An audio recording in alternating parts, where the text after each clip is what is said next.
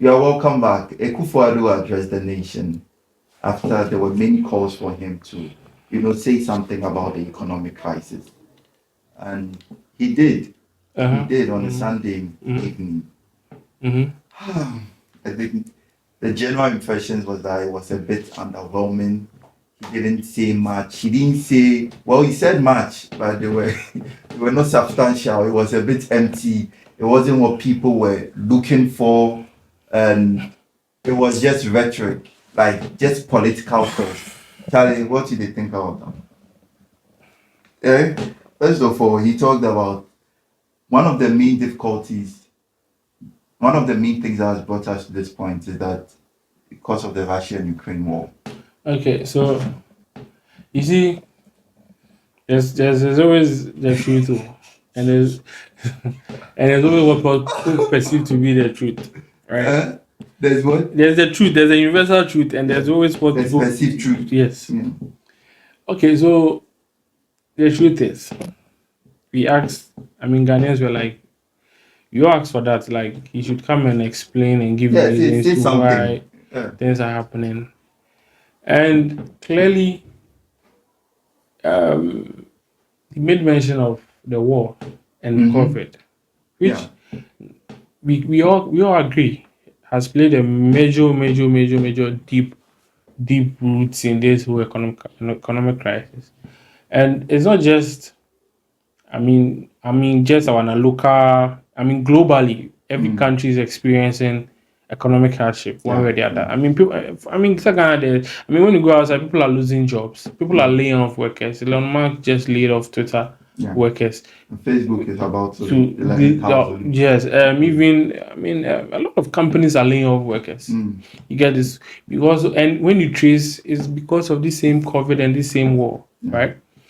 Now, what I believe what Ghanaians were expecting to hear was for Akufo-Addo to admit his wrong in terms of spending, in terms of economic mismanagement, in terms of the NPP as a political party not doing the best or not taking Ghana's best interest in certain deals. So let me be a devil's advocate for that.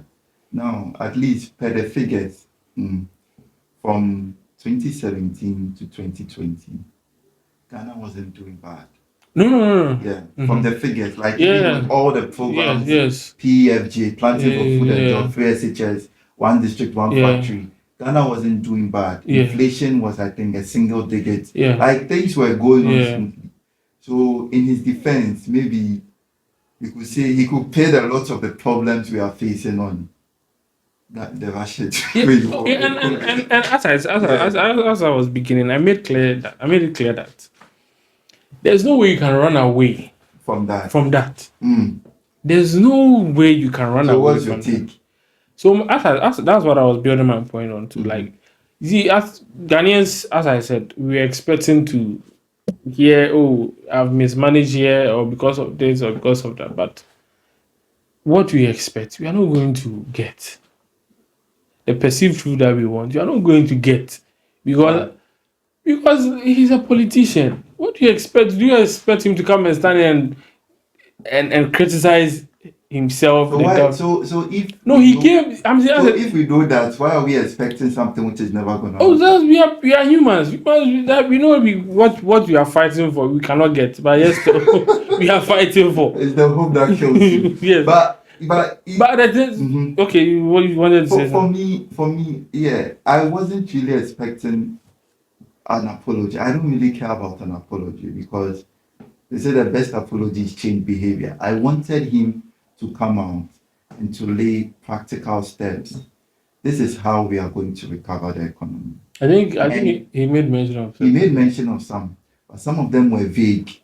Like you understand what does it mean? What does I think? Okay, probably it was reduced to that vague form. Yes, it was, and I get that maybe his information minister will make things clear. Yeah, or probably people wouldn't understand much about. People don't understand. Like, what's the meaning of we are going to recover the economy by using boosting financial investment? Like, what's the meaning of that? I expected him to mention maybe practical steps. Okay, we are with the IMF, and from the looks of it, our books don't look good.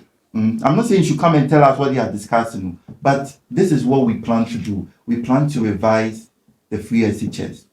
You understand? We plan to, maybe no minister is supposed to use more than this budget in this time, because it's not a normal period. And that's what I was expecting. I wasn't expecting an apology per se. I don't really care about his apology. But what are you doing? When the two things before you come. When the finance minister came last year and said Ghana was broke, this man was chartering a private jet, 13,000 euros an hour, to go for a non-existent meeting. I don't know which meeting he was going. What was the result? What were you using that? Like, all these things pile up and you are like, so is it that you didn't know or you didn't care? You understand? So that's why I want him to show us that he cares.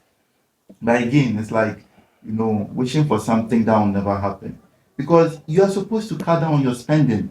Number one. Number two, why hasn't he sacked the finance minister? Why hasn't he shown, what's it called, proactiveness in the bank, in the finance sector? Because we all know that this is a gross mismanagement. They cannot handle it. Maybe they did well from 2017 to 2020, but we're in 2022. You cannot keep on riding on past glory. What are you doing now? You debug my point. I get your expected him point. to come out with these things, like But practical things. So then that's okay. You finish and let me. And just what are they doing with the fuel prices? Is Agric Minister going to be served? Okay, so Yeah. so let me come in. Yeah, come in, because I really do not understand. He made critical assessment of our importation.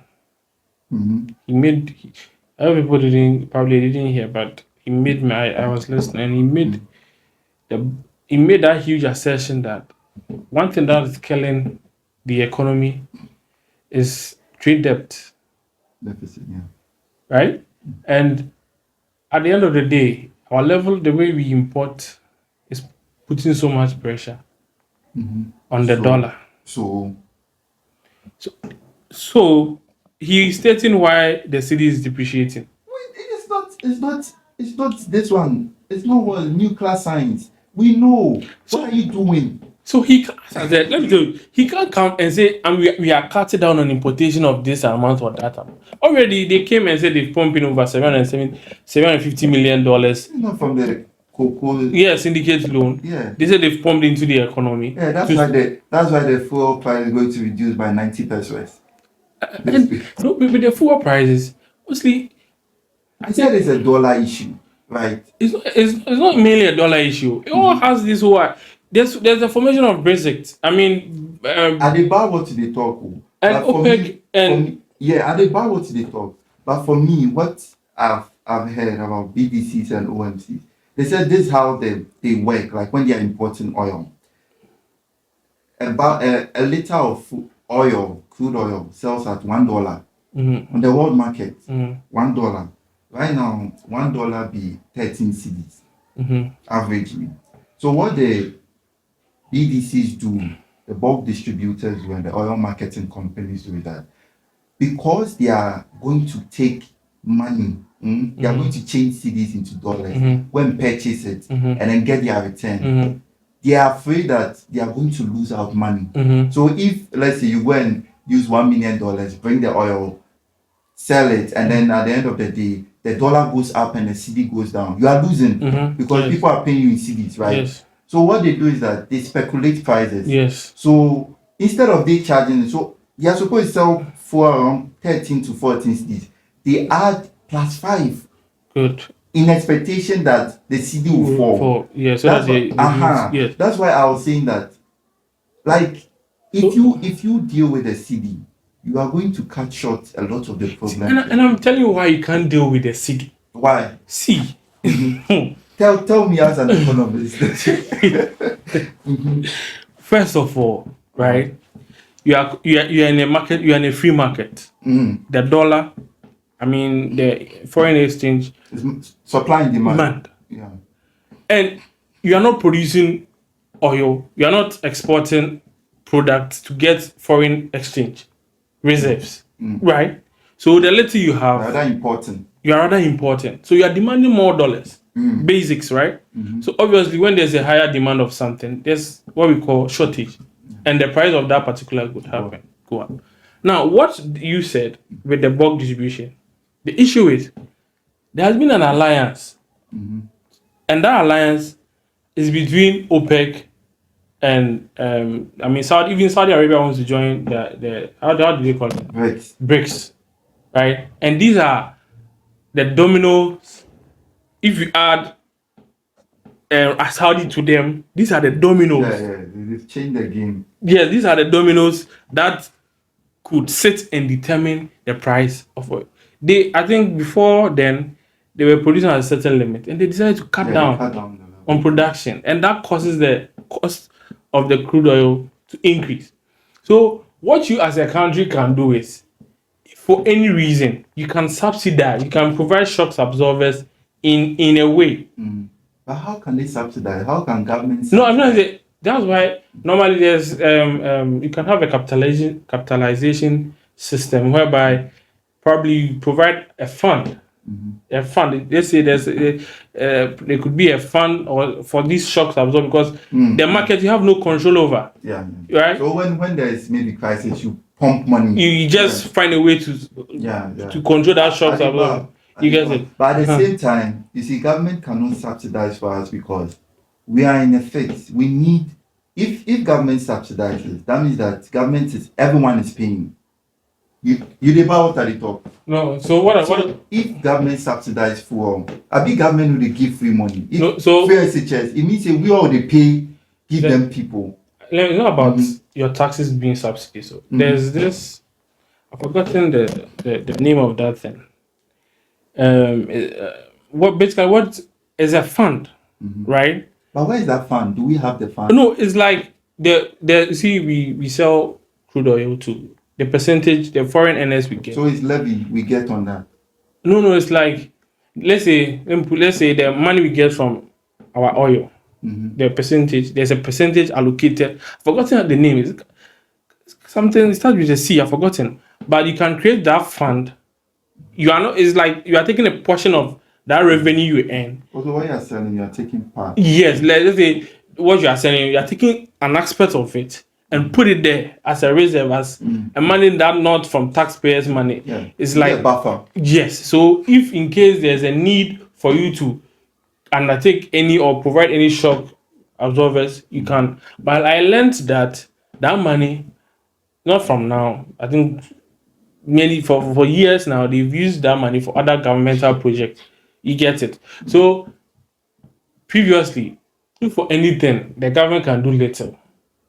You get it. Previously, but now, if you do anything in a sense that there's arguably if you decide to provide a shock, it's not going to be strong enough. You get it. It's not going to be strong enough to take that pressure off Ghanaians. Do you get it? So I as I was saying, is a whole. I think the government in it has in a way not make things better for himself, because as we made mention of the spending. I mean, I was reading, they said we pay over 13 million or something on fuel for any ministers or MPs or something. You know the funny. The VAT. I mean, funny. Fuel prices they go up. These people today use cars where they consume a lot of. And I wanted to be certain. Is it MPs? Do you see that? I didn't see. This one. No, I think it was this the city FM guy who was making that assessment. We spent so much on. I mean, fuel. And he made mention of that. Yeah, we are still using V8. Yeah, V8, and you see, these are the things. And even he even made the assertion that like, you can pack these V8 when there's a need. You apply, then give it. It's not like Obia will be no Obia they could be open because they take it to funeral and you go the funeral. The car they burn fuel, they off the engine. Charlie, you get it. So as I was saying, like the things that we could do are a lot, and it starts from the government. down to the individuals. The food prices that people is rising. That one, individuals are holding the goods and taking advantage of the whole market. And but why won't you take advantage? It's a free market. Yes, but you see, you can have a price ceiling system. So that's where the government comes. For that one, yeah, if you leave human beings to do whatever they do, the plantain seller is there for profit. You dey buy what they talk. Exactly. That was one thing I felt he didn't address well. Yeah. He should have made it known that. You see, for example, I was making the assessment that if you create a price ceiling, but I know that there's no, you've assessed the cost of transportation of yam from the urban, the rural places to the urban, the cost of it. Let's say a tube of yam should cost 10 cedis, right? If you make that price with the profit and everything, should go 10 cedis. If you make that price ceiling and there's a media agenda, you push through the media that this is how prices are supposed to be sold for. There's no way people could go beyond and sell one tuber for 50 cedis. I think what this economic crisis is showing us how unstructured the economy was. Yes. Because, even that one journalist said something. You can't use textbook economics to manage Ghana. No.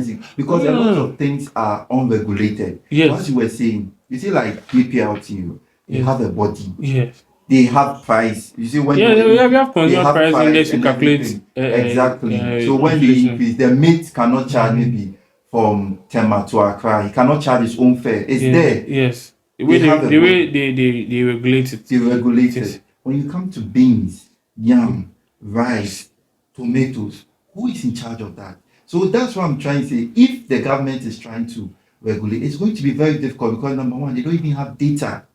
We don't have data, like nothing. Like you about how much does an average tomato seller make in a day? You understand, from profit? How much does it cost for her to transport the goods from Vongahafo to here? Like about all these things are things which are missing from our system. And so when these things happen, it's very difficult for government to say, I'm putting, and you can't. What you are not in control of will turn into chaos. Confusion. I understand. Yeah. So I think it should be a step. It should be a direction.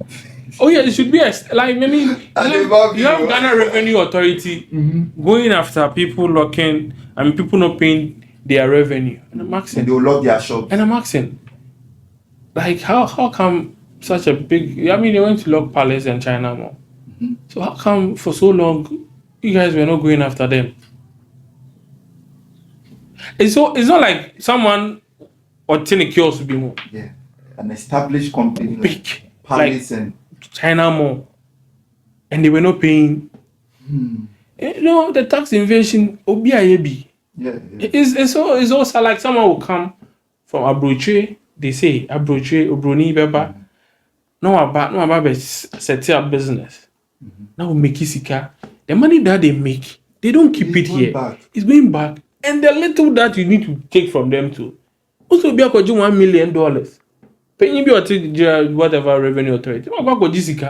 Then they're going back, you go change them to dollars.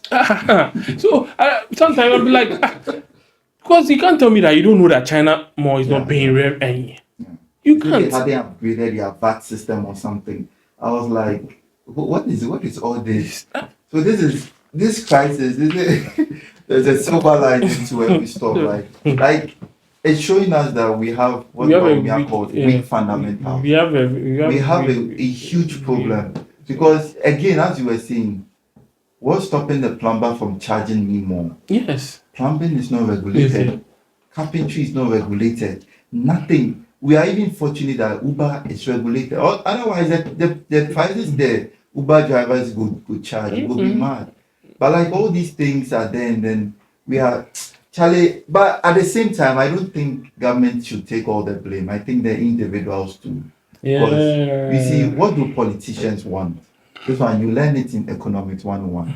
They want to maximize votes. Politicians will do what the people want for the most part if they put pressure on them, right? They said they were going to do free SHS. They started it, even though they knew it wasn't going to be sustainable over the long term. They started it because that's what the people we have promised. we have to fulfill. MP comes, when I come, I'm going to attend your funerals, weddings, and dash you people money.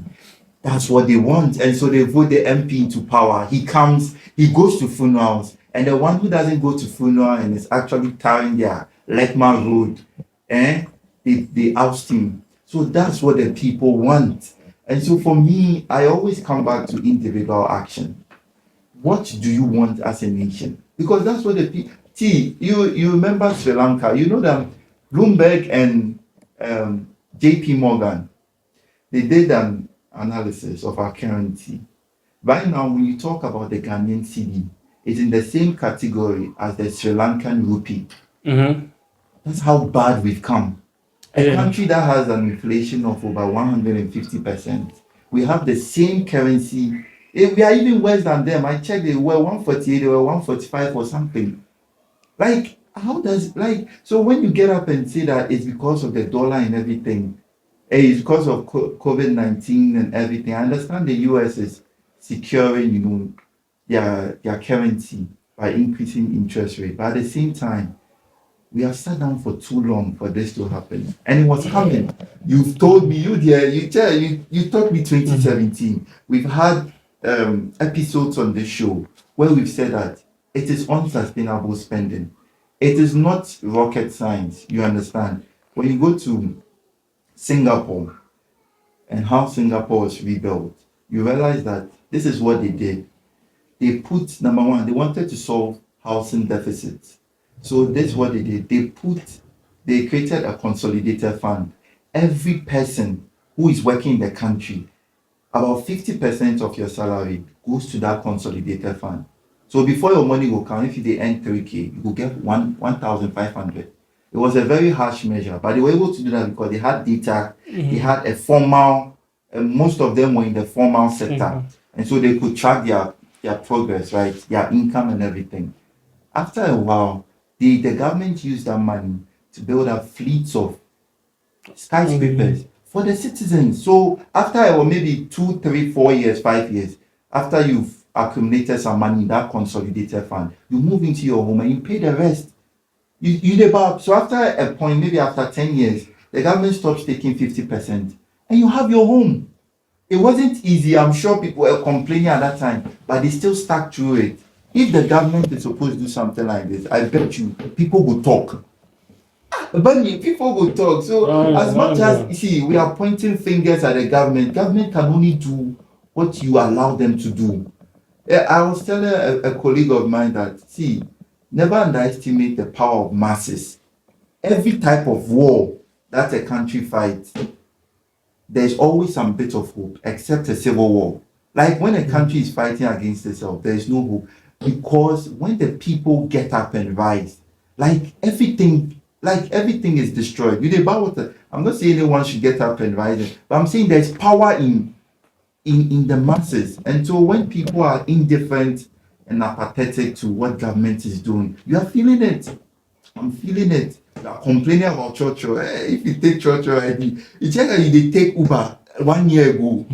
How can you expect 30 CDs from Spentech to Tema in and out? 30, 35 CDs.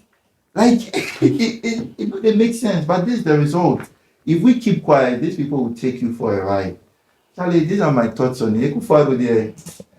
Issues plenty, but let us know what you think in the comment section down below. You see us in the next video.